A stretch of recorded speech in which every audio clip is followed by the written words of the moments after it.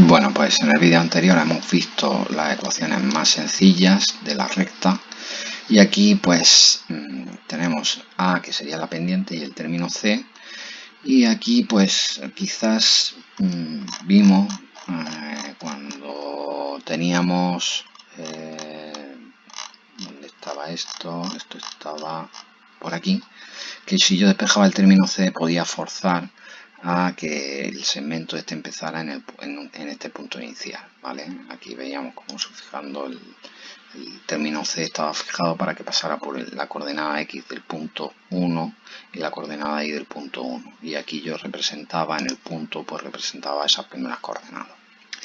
Con lo cual, vamos a ver ahora los diferentes tipos de ecuaciones que tenemos para tener un control más exacto de la recta que queremos representar y la forma de representarla o de obtener puntos intermedios en cualquier punto que cumpla la ecuación de una recta.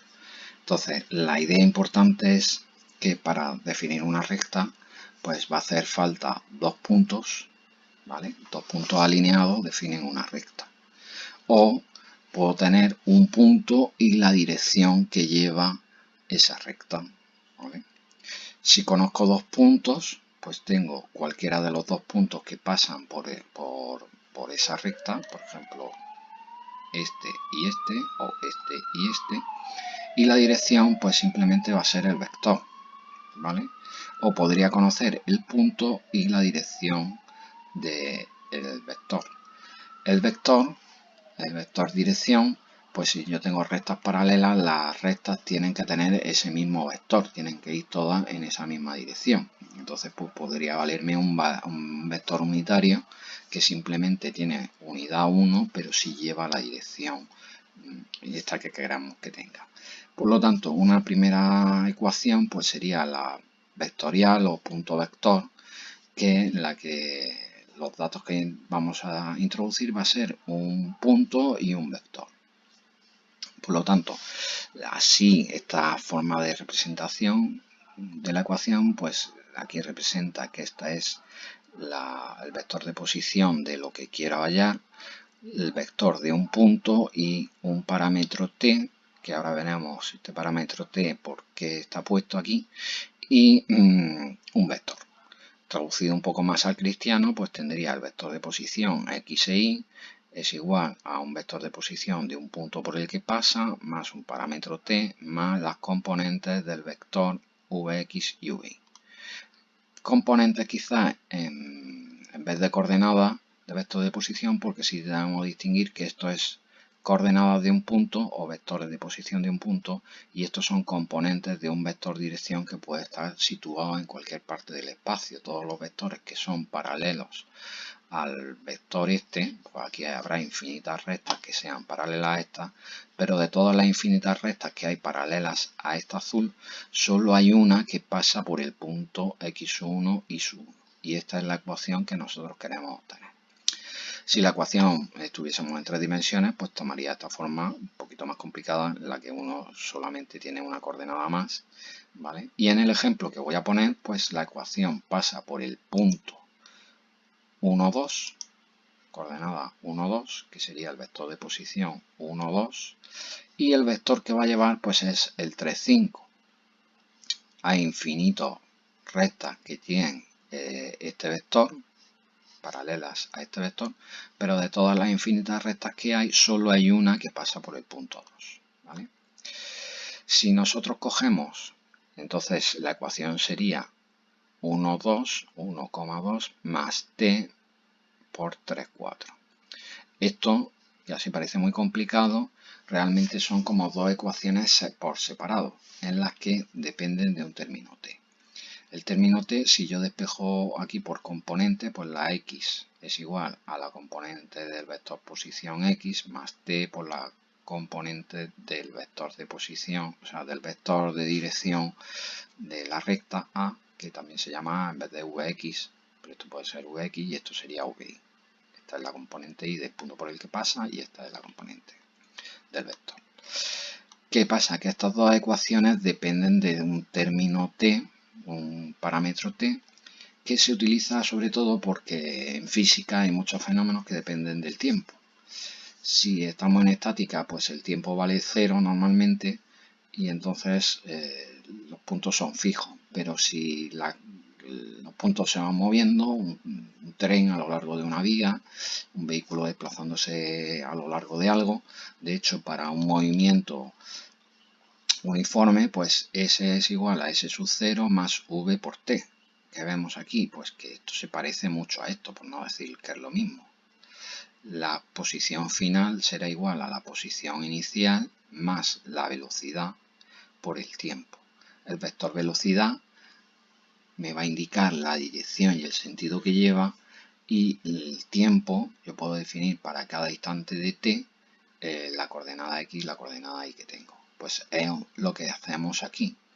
La coordenada x será la coordenada del punto inicial más t por la componente x del vector de velocidad, y la componente y, la situación en y que tengo del punto, va a ser la componente y, la coordenada y del vector de posición del punto inicial, más t, el instante que estoy considerando, multiplicado por la componente y del vector velocidad. Sería un poco así. Entonces, ¿qué pasa? Que realmente tengo dos ecuaciones que primero tengo que realizar para luego realizar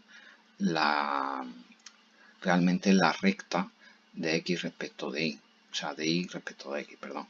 Entonces, para ello, primero lo que hacemos es darle valores a la t, y obtengo con valores de t, obtengo valores de x.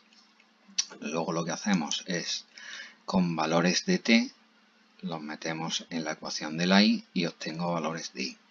Y finalmente, con los valores que he obtenido de x, meto valores de x y represento valores de y. Ya los valores de x no están relacionados con los valores de y, sino que simplemente he cogido los valores que he obtenido de x y al meterle los valores de t, y simplemente represento los valores de y que he obtenido de t.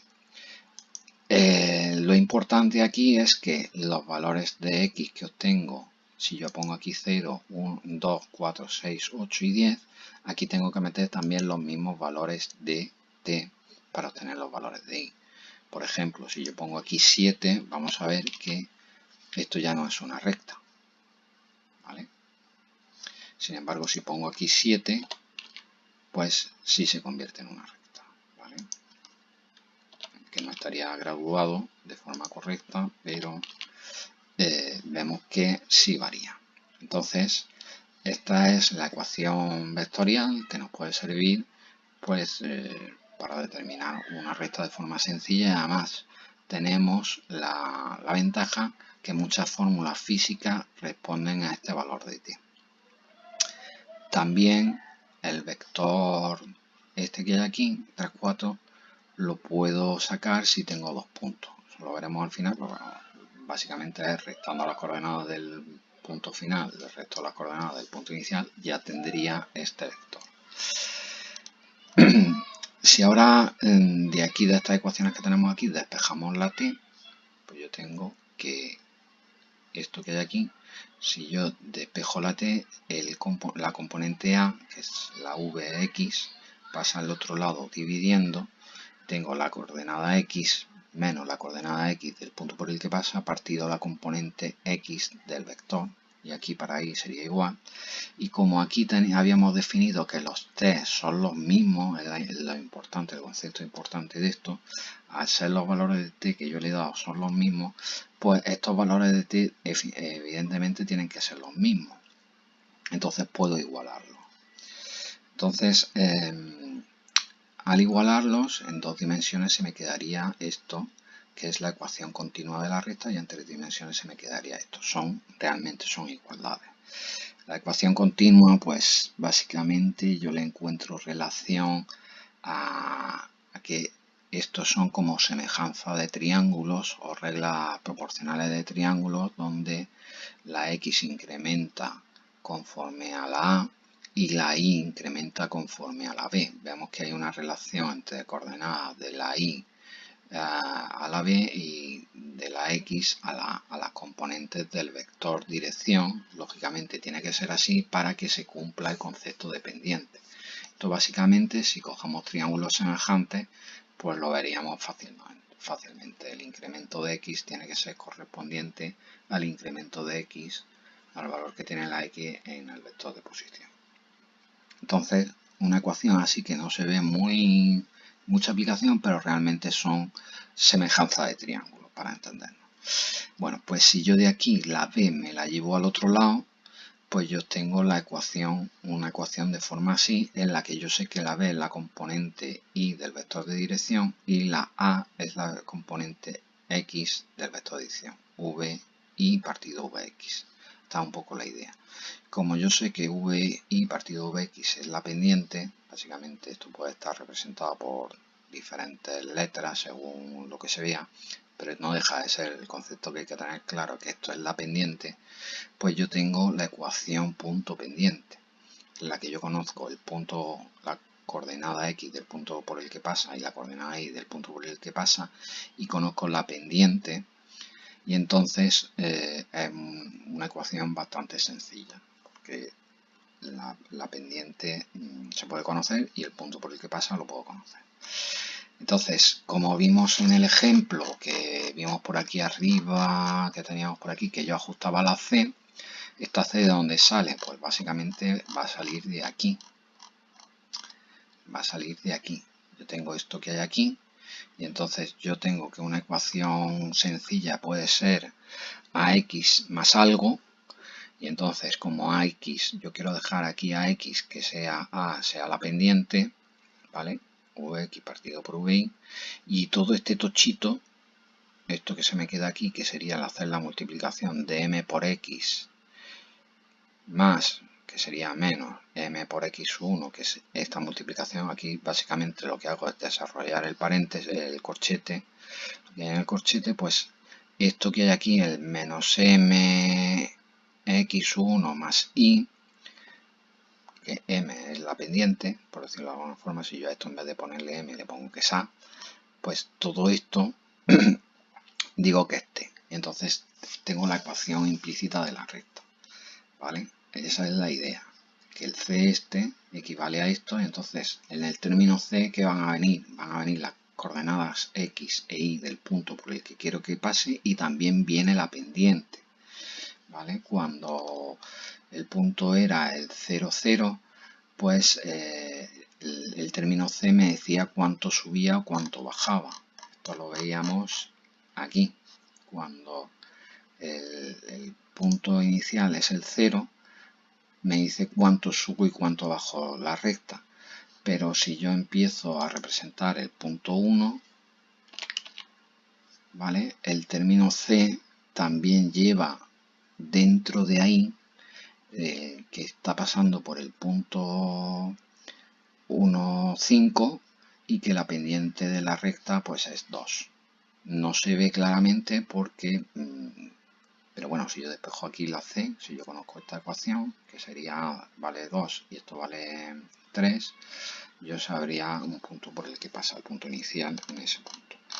Entonces, la idea es, la potencia que tiene esto, es que nos puede servir para representar pues las rectas que queramos. Ahora, el concepto que hay que tener claro es que es diferente representar rectas en los que yo le doy valores, empezando por ejemplo que por el 0, como hemos hecho aquí arriba, que empezaba, o por el 1, y el 0. Voy a poner aquí el 0 para representarlo aquí. Estas rectas empiezan a representarse por el 0. Es diferente de representar segmentos de rectas, ¿vale? Aquí estoy empezando a representar rectas, pues, por ejemplo, en el punto 2, ¿vale? Y el punto final, pues si teníamos que antes teníamos el vector 4, 7, o sea, aquí tengo el punto y un vector. Aquí lo que hay que tener claro es que el punto es por el punto en el que pasa, y esto es un vector de dirección, no es el punto final, ojo, porque el punto final, que es el 4, 7, en este caso, esta recta empieza en el 2, 2 y termina en el 4, 7, porque he sumado 5. Aquí sí coincide, pero vemos que aquí el 2, por ejemplo, voy a poner 3, 4, 5, 6, 7. Aquí vemos que ya me estoy pasando del del vector que yo tenía al principio en lo que hemos visto en la suma de vectores. Me estoy pasando porque realmente empieza el vector inicial era el 2, 2 y le sumaba y obtenía el punto final en el 4, 7. Aquí obtengo pues este valor y este valor por encima del segmento que yo trataba aquí. A ver si soy capaz de explicarlo, que se me entienda un poco. Aquí yo tengo el vector 2, 2, por ejemplo, y le sumo el 2, 5. No. ¿Vale? El vector que tengo aquí es el 4, 7. Quizás no sea la mejor idea. Esto voy a poner 0. Claro, aquí el 4, para el valor de 4, el punto 7, lo tengo para el valor de 4 y sumo 6. Quizá no sea el mejor ejemplo. Pero bueno, la idea es que aquí estoy representando segmentos y yo a este valor le sumaba el incremento 2, 0. Es que aquí tiene 2. Aquí sí se ve. Por ejemplo, voy a poner 2, 2 y 2, 5. Vale. Aquí tengo el punto inicial, el vector 2, 2 y ahora sumo el 2, 5 y entonces aquí tengo el vector de posición de este punto. Y solo estoy representando puntos contenidos entre el punto inicial y el punto final. ¿Vale? Esto lo divido en partes, divido esto en segmentos y me da los valores intermedios. Pero al obtener la ecuación de la recta, ojo que aquí he sumado a un vector, le he sumado otro y obtengo el punto S. ¿Vale? Y esto lo divido. En la ecuación de la recta yo podría tener este punto y solo con el vector de dirección del primer punto sacar la ecuación de la recta. ¿Vale? Pero si yo empiezo a darle a estos valores por debajo de 2, representaría puntos que están fuera del segmento de 2 y si le doy valores de x por encima de 4, pues me representaría puntos que pertenecen a la recta pero que están fuera del segmento del 2, 4. ¿Vale? Podría representar puntos que están a la izquierda y puntos que están a la derecha. Cualquier punto que yo le meta de x, por ejemplo, si le meto el 6, pues el valor de y me va a salir por aquí en línea con esto. Pero tenemos que tener cuidado a la hora de buscarle aplicaciones gráficas porque al obtener la ecuación de la recta obtengo la ecuación de toda la recta y cualquier valor que le meta a la x me va a dar el valor de la y, pero me lo va a dar de y esté en el segmento 4, o sea 2, 4. Aquí, por ejemplo, el 5, el 6 y el 7 estarían fuera del segmento que hemos definido aquí. ¿Vale? Si estamos trabajando de las coordenadas del 2 al 4, pues me va a dar valores fuera del segmento. En cualquier caso, pues esta solución es muy sencilla. O sea, la solución al problema de esto es muy sencilla. Puedo definir la recta a través de dos puntos, el punto o un segmento de una recta a través de dos puntos. El punto inicial, que sería este caso, la x y la y del punto inicial, y la x y la y del punto final. ¿Dónde está el vector que me hace falta? Pues resto las coordenadas del punto final, el punto inicial. Este, por ejemplo, es el punto final, es que está por debajo, pero voy a ponerle, por ejemplo, 2, el punto pues voy a ponerle 4, voy a ponerle que sea 7, ¿vale? Entonces aquí el vector que he sumado es el 2, 5 y aquí sí se cumple, ¿vale? Que voy a representar puntos contenidos entre el punto inicial y el punto final. ¿El vector de dónde lo saco? Pues a la coordenada del punto final le resto la inicial y ya tengo que el vector es el 2, 5. Y a partir del vector y cualquiera de los puntos por los que pasa la recta, pues hago el proceso de la ecuación vectorial de la recta y puedo obtenerlo. ¿Vale? Pues esa sería un poco la idea, que nos puede permitir, además de representar una recta con unas condiciones, nos puede representar una recta que tiene el punto inicial y el punto final, ¿vale? Con el término C perfectamente ajustado para que pase por los dos puntos, vaya con la pendiente que sale de aquí del vector de posición, que sería 5 partido por 2, que es la pendiente, y el término C sale ajustado. Esto tiene una potencia brutal, porque además nosotros podemos calcular, podemos crear aquí una casilla que para cualquier valor de x que queramos conocer, pues nos dé el valor de la y en cualquier punto. Y esto puede ser planos inclinados, pues pueden ser cubiertas, pueden ser direcciones inclinadas, de trayectoria, pueden ser un montón de cosas, pueden ser cuerdas, tirolinas.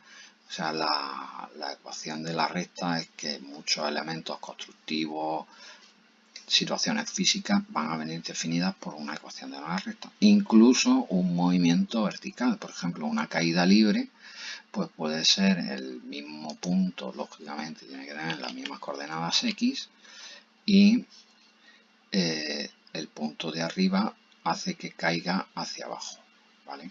Aquí sí surge un problema con el Excel, que es la tangente, y entonces se crean aquí cosas raras, ¿vale? Pero eso es cuestión de graduarlo, hacer una graduación un poco especial para para ese caso, ¿vale? Y bueno, pues esta es un poco las ecuaciones de la recta. Vale, pues gracias.